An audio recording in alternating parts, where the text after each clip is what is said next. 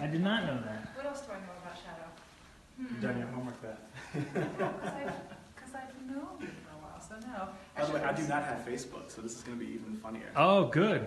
I don't have any social media. Why? I've just been off social You want to media. just be private? I think this is a good time to be. I mean, social media now is just crazy. Oh, no, it's So blown up. I don't blame you for that. No. So we're loading up now. We don't have an audience yet. It's building an audience, but That's where I step out. Yes. But anyway, so nice to see I know you it's soon. good to see you. Thank you so much for setting all this up. Oh my God, my pleasure. So I will see you soon. Cool.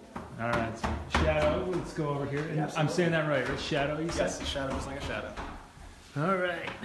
So here we go a little bit, just so our Camera shy. fans can hear you a little bit here.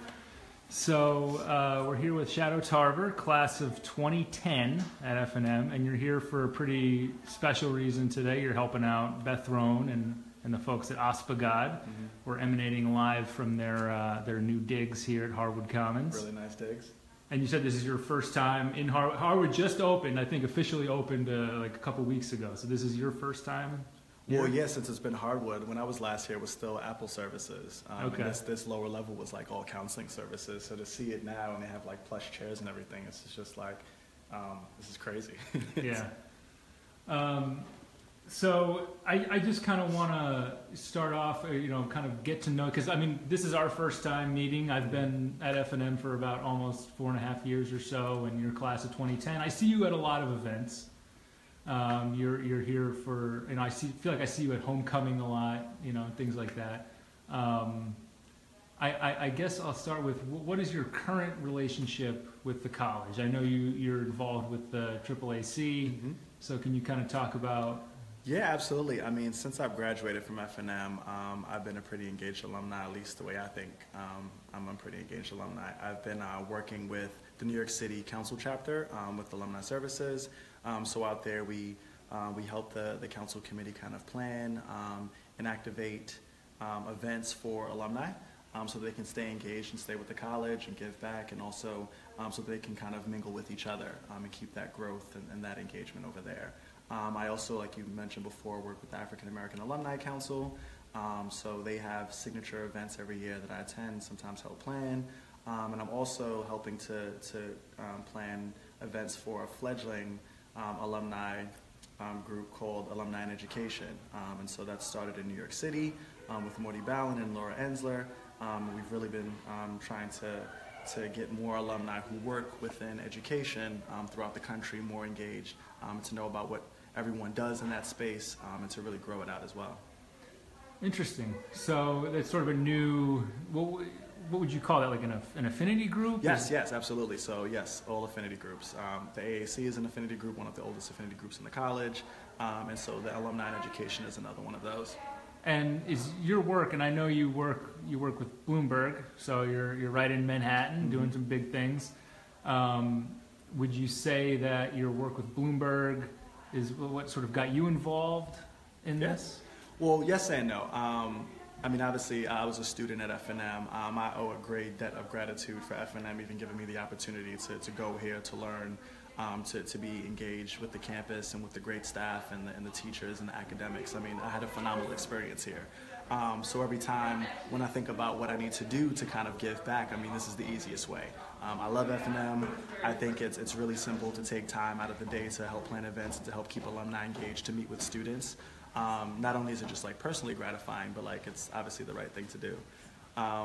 But I will say also, working at Bloomberg, so my manager's manager is Patty Harris, who is a great mentor for me. She got my start in public service working at the mayor's office for Mike when he was running New York City a couple of years ago. And I also owe a great debt of gratitude to her as well for giving me the opportunity. So she stays engaged, obviously, as a trustee of the college, and I just like to do my part as an alumni as well. So I want to get to all of that because I think, obviously working at Bloomberg is pretty exciting. Your internship with Mayor Bloomberg back in, what, 09? Yeah, right? Yeah. 08, 09, yeah. 08, 09? 08, 09. Okay. But I kind of want to get to know you a little bit. So, in my research that I've done, I've discovered you were a Posse member. Yeah, absolutely. You were also involved in Impact, BSU, which is a Black Student Union on campus. How much does Google have on me? I'm kind of scared now. What's out there in the Twitterverses and all that? I have my my little alumni database. Yes, okay. I have my people. So I guess I want to start with coming up. Where are you from? Where is Shadoe Tarver from? All right. So I was born in Brooklyn, New York.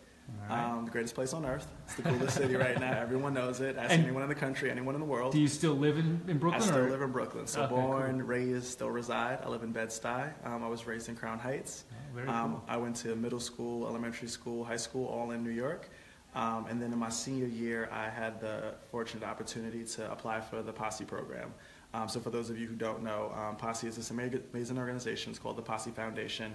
And what it does is it tries to bring diverse students from cities all throughout the country and put them together in kind of groups of support called posses. And they send them to top-tier colleges all throughout the U.S. with full tuition scholarships. And so, again, I had the great fortune of coming to F&M and the second posse that ever came to F&M back in, oh my God, almost 10 years ago now. So you were in the second posse? Okay. I was in the second posse at F&M. I did a video about the posse program in F&M, and I got to meet some cool kids. And like it is like a neat, I went down to Miami. I think it was one of those. So you were part of the New York posse, right? Yep. I was in there with Sean Jenkins, whom I know everyone knows at F&M. He's like one of the most famous alumni. He started college prep. I know Sean. Yeah. Very well. What's up? What's up to Sean What's Jenkins? Going on, Jenkins? I hope he's watching. I don't know if he is. He might be. Who right knows? Now. Yeah, he's a busy man. Yeah, he's doing big things. So are you. So you come from Brooklyn. What's high school like? I mean, how does F&M enter your life? Is it through? It was through Posse. It was through Posse, but how did you hear about it? How did all that get initiated to you? Quite honestly, I was on student government in high school. And because of that, we were kind of offered the opportunity again to interview for Posse. So there was a select amount of students from each school, nonprofit organizations that go to apply for Posse. And again, you go through a round of interviews. It's a group interview. There's tons of people. In the second round, they actually ask you to select 3 colleges, and they give you a whole bunch of booklets. And at the time, I'm doing very minimal research on colleges. Period. I'm thinking I'm going to go to a CUNY or a SUNY in the state of New York. But then, out of the 3 colleges, I chose F&M as one of them. Mostly because it was close by. I heard that it was academically rigorous, which was something I was looking for, a bit of a challenge.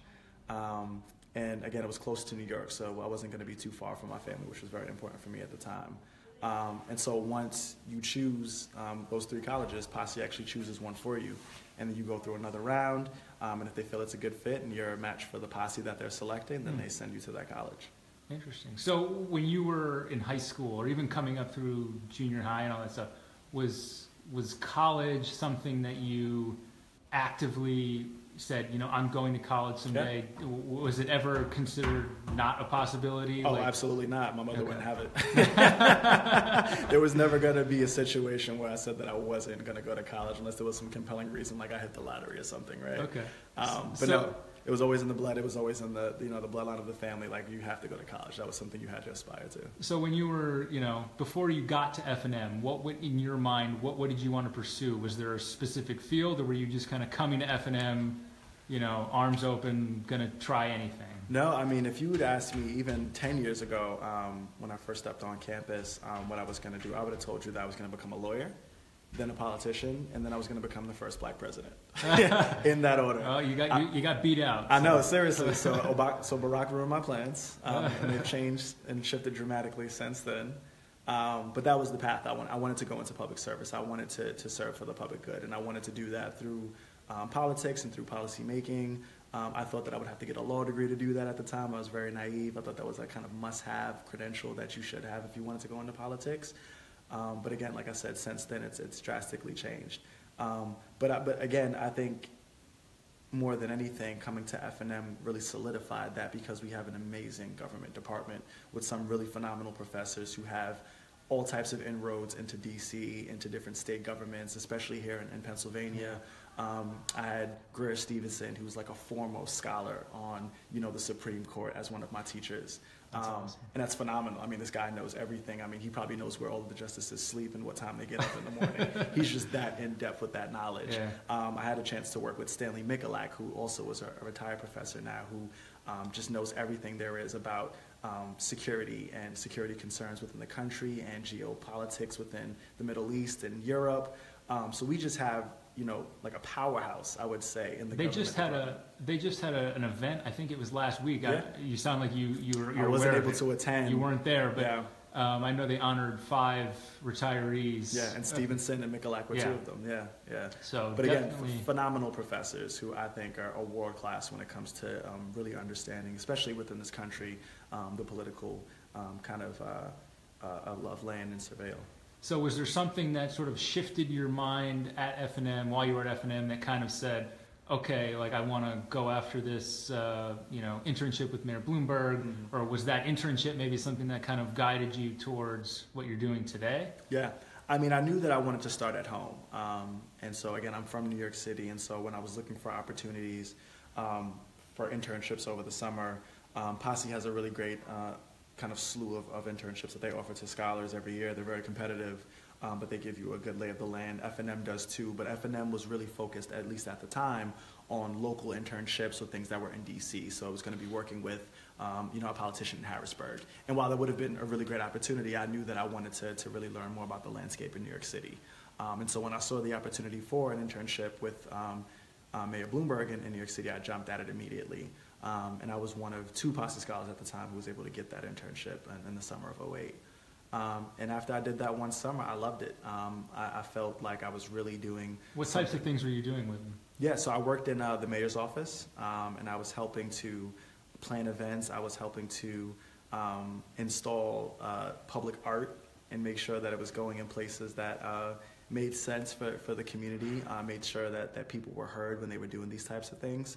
I would say my first internship, more than anything, was a true learning experience.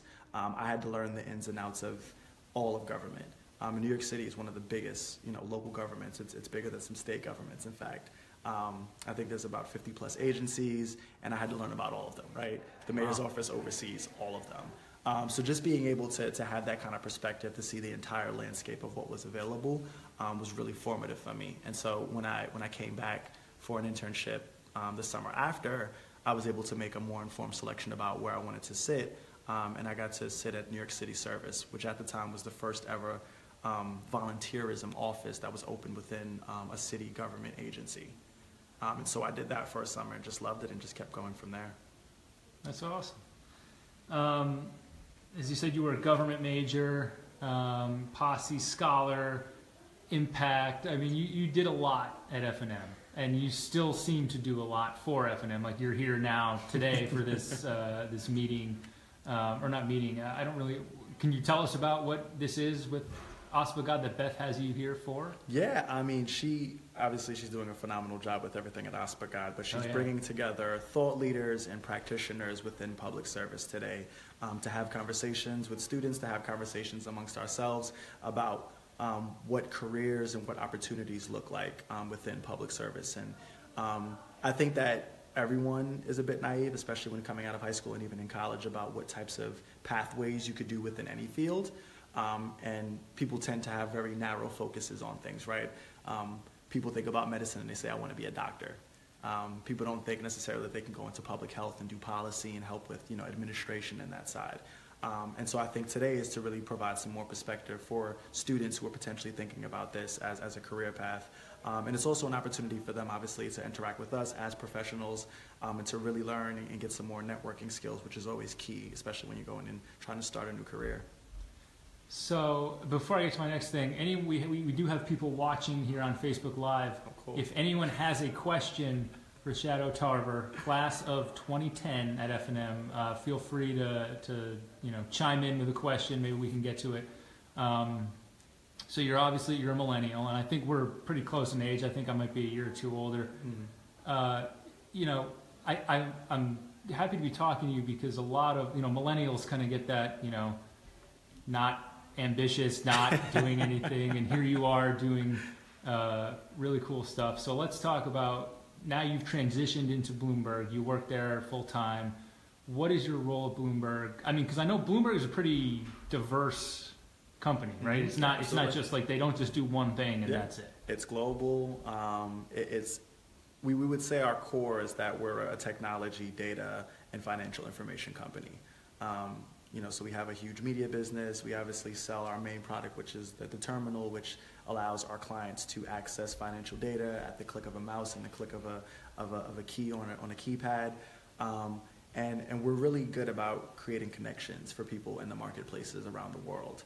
But with that said, we're a mid-sized company, I'd say. There's about 19,000 employees worldwide. We have over 78 offices.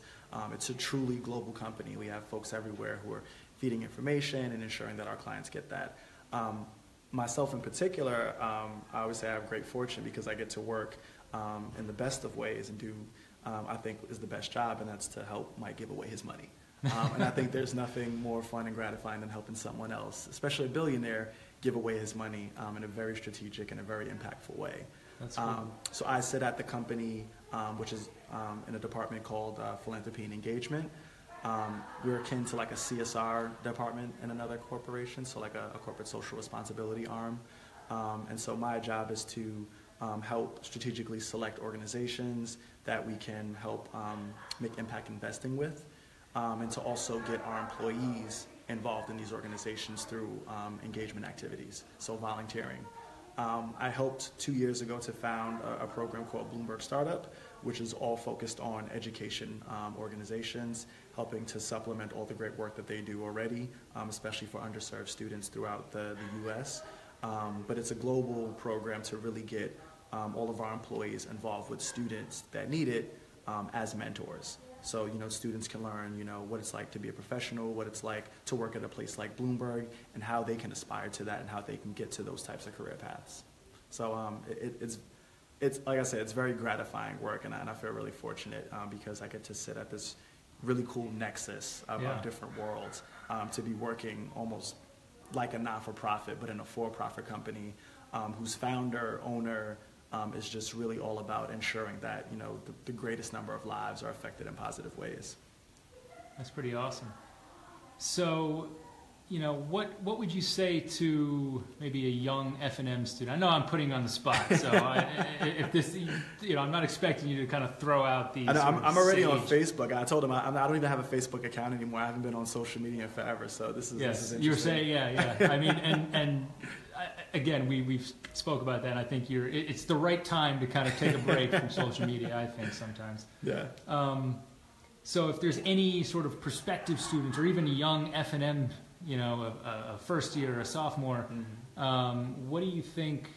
What's something that you could tell them to kind of get them, if they're feeling sluggish and they're, I don't know what I want to do, because you seem to do a lot and you seem to participate in a lot. And is that the key for you? I mean, do you love participating in all this stuff? Yeah, I mean, it's going to sound really cliche, but do what you love, right? Do what you're passionate about. Start there. I think as millennials, you kind of touched on this before, that we get this knock on us that we're lazy. I think more than anything that we're just stretched. Our attention is constantly being pulled in different ways through media, through what we do in our daily lives. I mean, we have so many more considerations than previous generations have had because we have so much access to information and to technology. So it's really tough, to kind of find one thing to focus on. But find that thing that you love, find that thing that makes you happy, and really do some intense study, research, and work into that one effort. Because again, it'll be really easy to be pulled in many different directions on a lot of different things, but if you become an expert in a field, or if you become, I'd say, a thought leader within a particular space, like, you'll be happy and you'll also be really, really good at it. So whatever that thing is that really drives you, and it may change over time, but whatever it is that it is right now, just go full force into that. Go 100% into that thing, and you'll be fine. I totally agree. That's, I feel like I did a similar thing. I've always kind of wanted to make movies, make videos, and now I get to do that. So I agree with your advice. We're a little low on time. We have another. I know you have to get to. You have some office hours. You're meeting with students. You do everything. So I get, what do you do for fun? Like what is a fun activity? You know, When I have time? when you're not volunteering or working in Manhattan, what is something you do for fun? I play basketball every Thursday, and I play full court games for about 3 hours. So I beat the hell out of my body, but it feels good to go and just really be in a space where I don't have to think about anything but just like playing a game that I love. I read tons of books and magazines. I read a lot of Bloomberg Business Week because I get it for free. But I read tons of news. And then I get to hang out with my friends and my family, and that's really important. I'm still really close with my posse. We all see each other a lot, so that's cool. I'm constantly bugging Sean. I'm constantly bugging other members of my posse, and continuing to really encourage each other and inspire each other to do great things. So you said you're a big basketball fan. I'm assuming then do you follow the NCAA tournament? Yeah. I didn't fill out a bracket this year because I think it's a crapshoot, but it's become that way. Yes, usually the people who win it are like people who've never watched college basketball. Yeah, they pick colors or they pick based on mascots. I mean, I might have to do that one year to see if I can get any deeper because I had selected Duke and obviously they went down yesterday, so they're out of the tournament. But UCLA looks pretty good. I don't know if you know about Lonzo Ball, that kid that everyone's talking about, him and his brother. So I'll be watching them. But it's an exciting time. Do you have an NBA team? Yes, I'm a lifelong Lakers fan. All right, lifelong, very good. devout Lakers fan, but I do like watching the Warriors. They're a very exciting team to watch. And also I like watching the Minnesota Timberwolves, who a lot of people don't watch, but they should. Okay. No, it's funny. You mentioned the Warriors. I think a lot of teams are sort of adapting, at least in the high school level.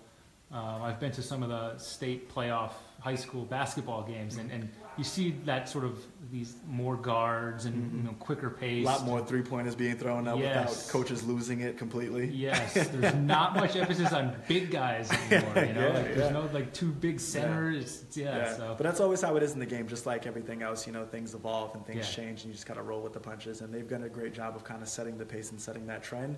But even they have that challenge now where other teams have like kind of adapted to that mold and are having three-point shooters and having other people who pass just as much of them. So, they have to keep abreast of it too. So I'm curious, Lakers, you're from New York. That seems, you must have had a lot of enemies growing up. A lot of them. I mean, New Yorkers are diehard fans. I think the only other fans who could even come close to us would be like Philadelphia fans, quite honestly. It's funny, like all the Northeast people are crazy. And Exactly. I'm from the Northeast. Like I say that in a lovingly way. Like Northeast sports fans just absolutely rabid. Yes. Yeah, when it comes to sports. I think I was supposed to be born in California. I'm also a 49ers fan and a Lakers fan. Okay. It was because when I grew up, I was watching these really cool guys like Jerry Rice and the 49ers, and I'm a Kobe Bryant fan, so that's why I've stuck with those teams ever since. Very good. Yeah, you guys could use the Mamba. Oh right my now. God. Don't get me started. That's another conversation for another Facebook Live. But all right, well, thank you. I appreciate you talking with us for a little bit, sharing some of your wisdom. Congrats on all of your success and good luck on everything that's coming up. Appreciate Sounds like you got a very promising future. So awesome. All right. All right, thanks, Al. Take it easy. Yeah, absolutely.